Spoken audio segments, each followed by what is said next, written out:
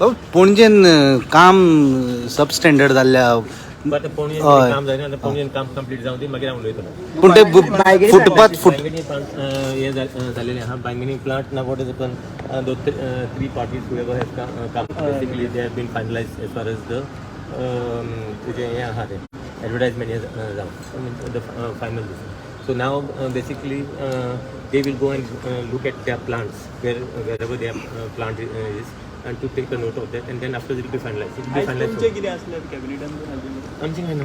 Everything to do with health. Thank you so much. Pipeline open every day something or the other problem will happen. Just wait for some time.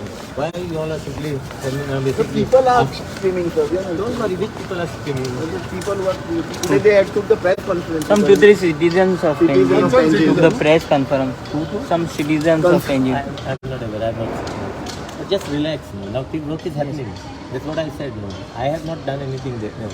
So the work is happening. Let the work be completed. Once the work is complete, then we will see.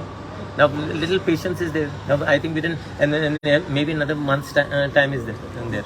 But so the work, the sewage work has been from the last 10-8 days. The water is coming out. It should be completed, no, sir.